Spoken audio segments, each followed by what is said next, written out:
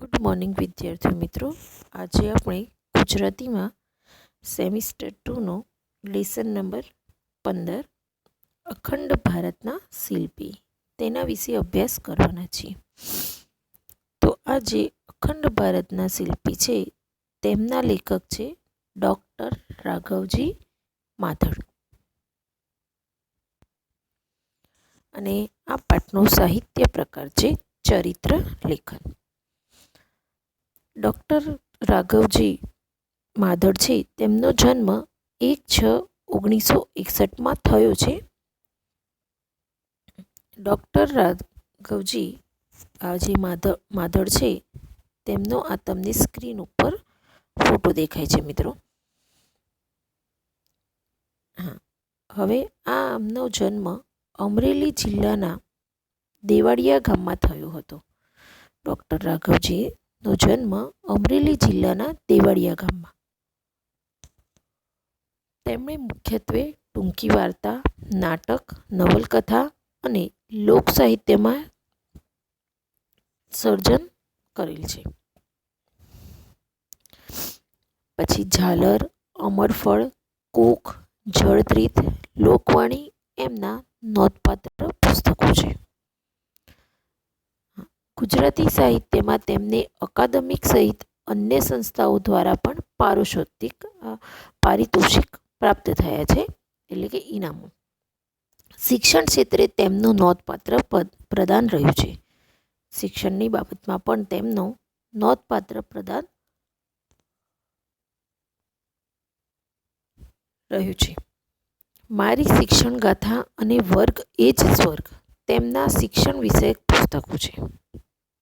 તેઓ લોકકથાને નવલકથાની તો લખે જ છે, પણ તેના સાથે એમના એક એવા પુસ્તક છે કે મારી શિક્ષણ ગાથા અને વર્ગ એ જ સ્વર્ગ એ તેમના શિક્ષણ વિષયક પુસ્તકો છે. અને ગુજરાતમાં અગ્રણ્ય દૈનિક પત્રોમાં તેમની કોલમ લોકપ્રિયતાને વરી છે. હવે ગુજરાતમાં દૈનિક પત્રો જે છે મુખ્ય એની અંદર તેમનું કોલમ આવે છે અને એ લોકપ્રિયતા છે, એમના કોલમ લોકોને પ્રિય છે.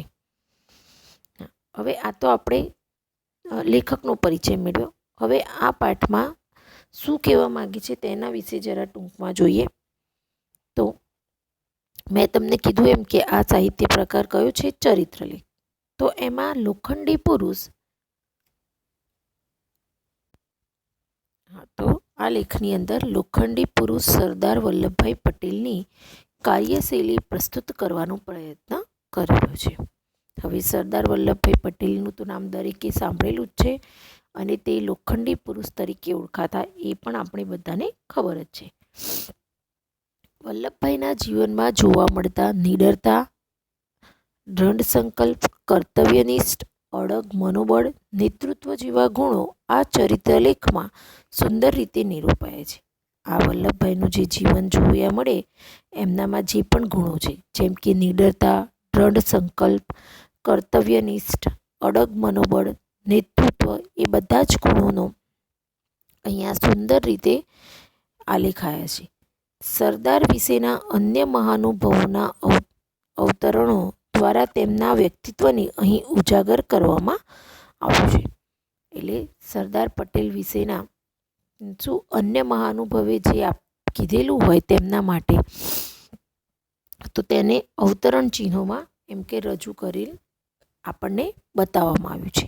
આ બધા પ્રસંગો દ્વારા સરદારનું એક સુરેખ શબ્દચિત્ર ખડું થાય છે અને આ બધા જુદા જુદા મહાનુભાવો ચડે જે કહેવામાં આવ્યું છે એના દ્વારા અહીંયા સરદાર પટેલનું એક સરસ મજાનું સુંદર શબ્દચિત્ર ઊભું થયું છે તેના વિશે. તો હવે આપણે વિગતે જોઈએ આપણા લોખંડી પુરુષ સરદાર પટેલ વિશે.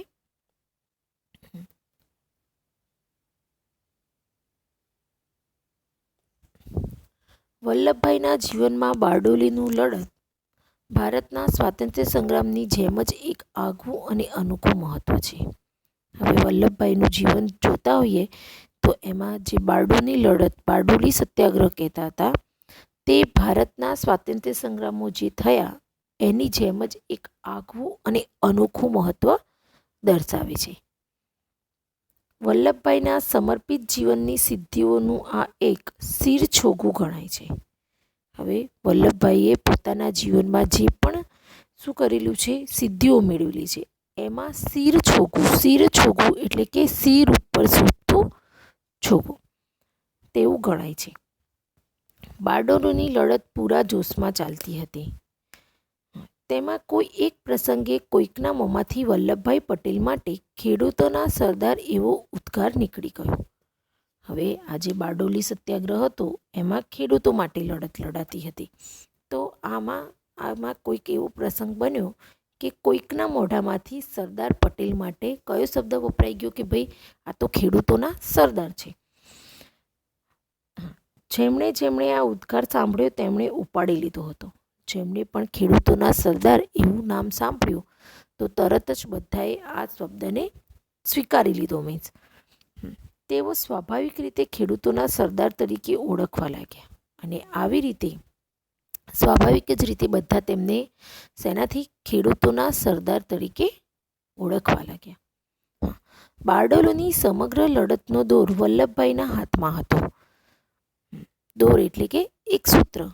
તો બારડોલી લડતનું જે સમગ્ર સૂત્ર હતું, આખી લડત એ બધી વલ્લભભાઈના હાથમાં હતી. આ લડત વેળા એકવાર ગાંધીજી આવ્યા. આ લડત ચાલતી હતી ને એકવાર ગાંધીજી આવ્યા.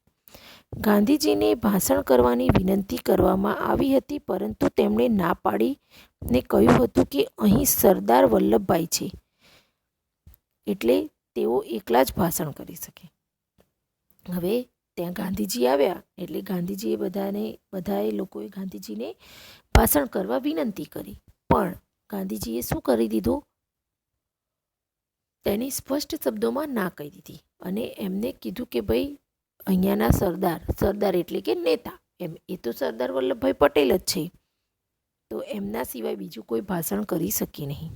આમ ગાંધીજીએ વલ્લભભાઈને રીતસરનું સરદારનું બિરુદ એટલે કે ઉપનામ આપ્યું. પછી તો તેઓ માત્ર ખેડૂતોના સરદાર ન રહેતા સમગ્ર દેશના લોકહૈયામાં સરદારનું માનભર્યું સ્થાન મળે. હવે અહીંયાથી ગાંધીજીએ સરદારનું બિરુદ આપ્યું એટલે માત્ર તેઓ ખેડૂતોના સરદાર નહીં, પણ આપણા સમગ્ર દેશમાં લોકહૈયામાં તેઓ સરદાર માનભર્યું સ્થાન પામ્યા. આપણે પણ વલ્લભભાઈ પટેલ એટલું નહીં, સરદાર વલ્લભભાઈ પટેલ એમ જ બોલતા હોઈએ છીએ. તો ત્યારથી તેમને આ સરદારનું બિરુદ મળી ગયું. હવે વલ્લભભાઈનો જન્મ એમના મોસાળ નડિયાદમાં તારીખ 31/10/1875 રોજ થયો. મોસાળ એટલે કે મામાનું ઘર. તેમનું વતન હતું ખેડા જિલ્લાનું કરમસદ.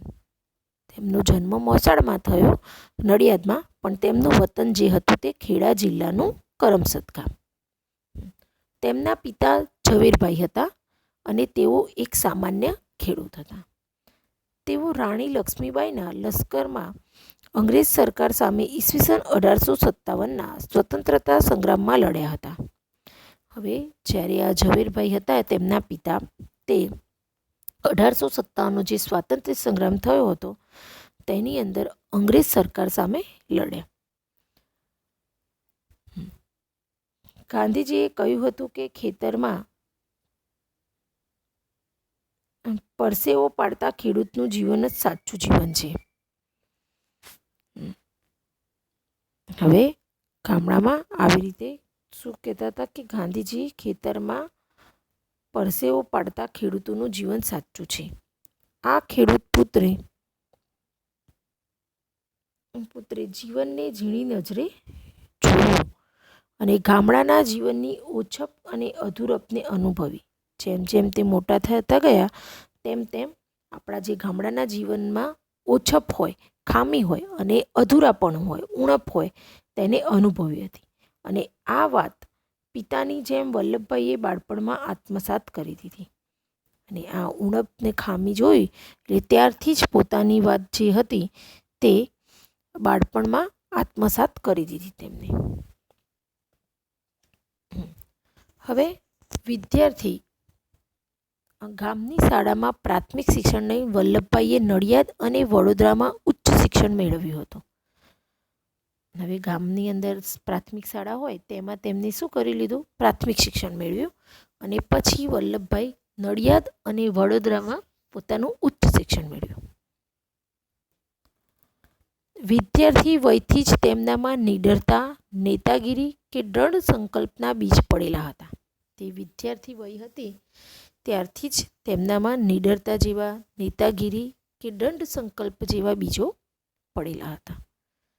એકવાર તેમને કાખ બલાઈ થયેલી હતી. કાખ બલાઈ એટલે આપણી જે બગલ હોય એની અંદર ગુમડું થવું, તે થઈ હતું. ગામના વૈદરાજે ઈલાજ માટે લોખંડના ધગધગતા સળિયા વડે દામ દેવાનું વિચાર્યું. હવે ગુમડું થયું એટલે ગામમાં તો પહેલાંના જમાનામાં વૈદો હતા, તો એ વૈદોએ એવું વિચાર્યું હતું કે આ જે ઈલાજ છે તે લોખંડનો ધગધગતો સળિયોથી એને દામ દેવો પડશે. હા, વિચાર્યું. પણ ત્યારે કુમળું બાળક જોઈ ખુદ વૈદરાજ અવઢવ અનુભવવા લાગ્યા. અવઢવ એટલે કે મૂંઝવણ, કેમ કે આટલું નાનું બાળક આટલી વેદના ના સહન કરી શકે, એટલે એ મૂંઝવણ કરતા. આ સમયે વૈદરાજના હાથમાંથી ગરમ સળિયો લઈ જાતે જ ગાંઠ પર દામ દઈ દીધો. વૈદરાજ વિચારતા હતા કે એમ, પણ એમને ખબર પડી ગઈ એટલે એમને હાથમાંથી પેલો જે ધગધગતો ગરમ સળિયો હતો એ લઈ લીધો અને જે ગુમડાની ગાંઠ થઈ હતી તેના પર તેનો દામ આપી દીધો. જોનારા સૌ તો દંગ રહી ગયા. એટલે કે જોનારા સૌ દંગ રહી ગયા એટલે કે ચકિત થઈ જવું. તેઓના વિશિષ્ટ ગુણોને વ્યક્ત કરતા આવા બાળપણના અનેક પ્રસંગો છે. હવે આગળ જોઈએ તો વલ્લભભાઈ કાયદાના અભ્યાસ માટે ઇંગ્લેન્ડ જવા બચત કરી પૈસા ભેગા કર્યા હતા. હવે કાયદાનો એટલે કે વકીલાતનો અભ્યાસ કરવા. પરંતુ મોટાભાઈ વિઠ્ઠલભાઈને લંડન જવા દઈ ભાતૃત્વ ભાવનું ઉત્તમ ઉદાહરણ. ભાતૃત્વ ભાવ એટલે ભાઈ માટેની લાગણી, એટલે ભાતૃત્વ ભાવનું ઉત્તમ ઉદાહરણ પૂરું પાડીને પોતાનો પ્રેમ વ્યક્ત કર્યો. પછીથી તો વલ્લભભાઈએ સખત પરિશ્રમ અને બુદ્ધિ ચાતુર્યથી એક સફળ વકીલ તરીકેની નામના મેળવી લીધી. પછી તો તેમને સખત મહેનત કરી અને તેમની જે બુદ્ધિ ચાતુર્ય હતી તેનાથી એક સફળ વકીલ બની ગયા.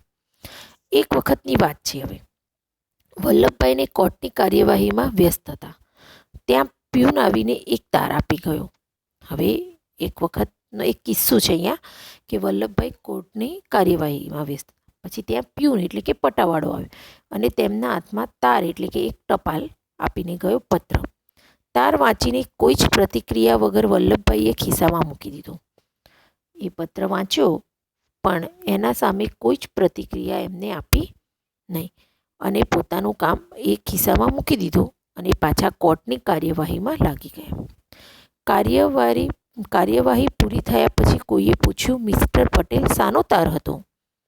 હવે કાર્યવાહી પતી પછી કોઈએ પૂછ્યું કેમ કે મિસ્ટર પટેલ એમ શાનો પત્ર હતો?